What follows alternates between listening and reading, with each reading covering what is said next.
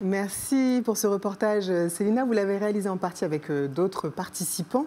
Et c'est vrai qu'on a fait le tour de la question sur les stéréotypes de genre. Alors moi, je vous pose une question un peu à tous.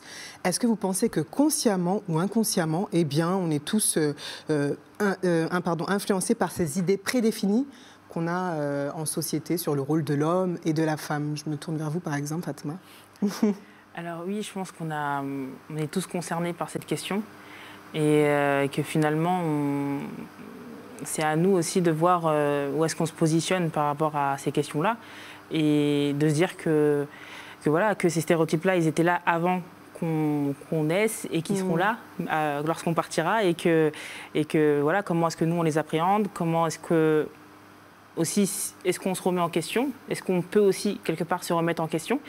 Voilà, je pense que chacun est concerné. On est tous concernés. Et vous, Macao, qu'est-ce que vous en pensez? Moi, je vais la faire simple et courte parce qu'on n'a qu'une seule vie. Il faut arrêter de vivre selon l'image qu'on cherche à envoyer vis-à-vis des autres. Il faut vivre sa vie selon soi-même. Et comme j'ai vu le reportage, le maquillage, c'est aussi comme les vêtements.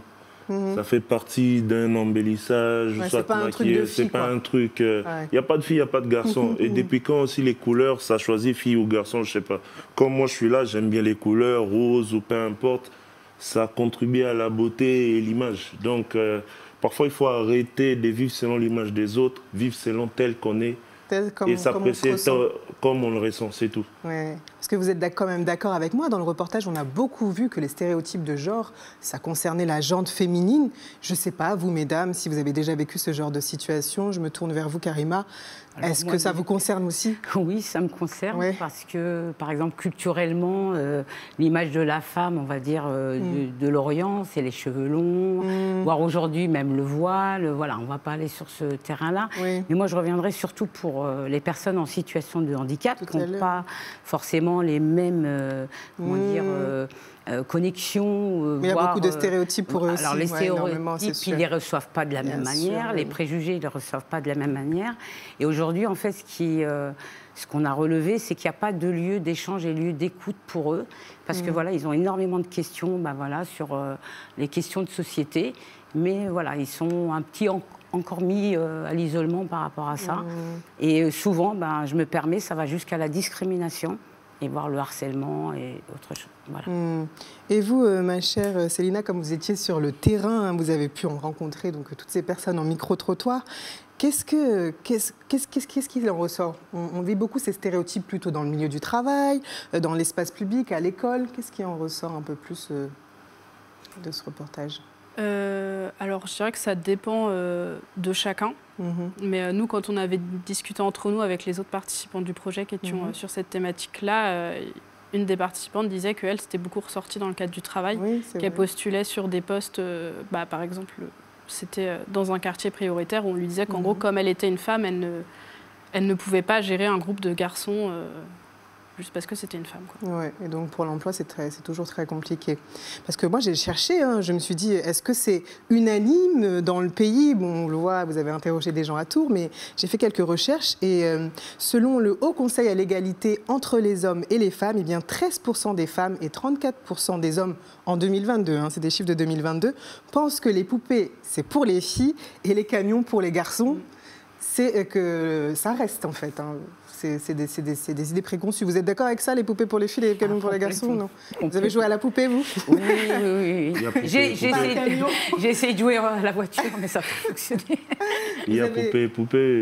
Oui. Il y a poupée et poupée. Bon, je parle des jouets, moi. Des jouets. Non, parce que vous avez dit poupée pour les filles et voiture. Et pour les garçons, il y a poupée. Il y a aussi des poupées Avengers. Oui, c'est ça. Il y a des poupées Hercule. Il y a Mais c'est vrai que voilà, c'est pas des Barbie. Quand je dis poupée, voilà, dans le sondage, quand on a dit poupée, je pense que tout le monde a vu la Barbie, en fait, classiquement. Barbie. Même physiquement, l'image de la femme, on peut prendre juste la Barbie avec l'image de la femme qu'elle représente. Mais du coup, si moi je peux me permettre, c'est par rapport à ce que disait Macao tout à l'heure.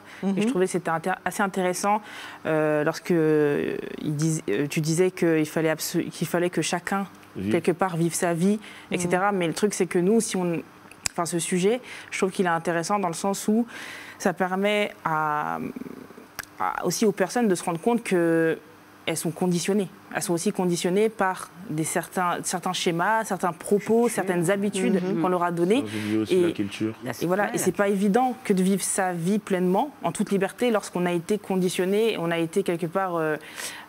Donc au final, on peut dire qu'on ne peut pas totalement s'en libérer. Il faut vraiment faire un travail sur soi, si je résume un peu ce qu'on se dit. Sans oublier aussi au respect des autres aussi. Tu peux vivre ta vie pleinement, c'est mais finalement sans oublier... toutes ces questions de vivre ensemble qu'on aborde beaucoup ici sur Wanted TV. Le débat reste ouvert. Vous pouvez donc intervenir et nous donner votre avis sur cette question des stéréotypes de genre sur les réseaux sociaux @wantedtv.émission. On va marquer une petite pause et on continuera bien sûr à parler du vivre ensemble à travers différents débats. On se retrouve donc dans quelques instants. Toujours avec mes invités, vous ne bougez pas, vous restez ici. Merci. Ok, donc à tout de suite.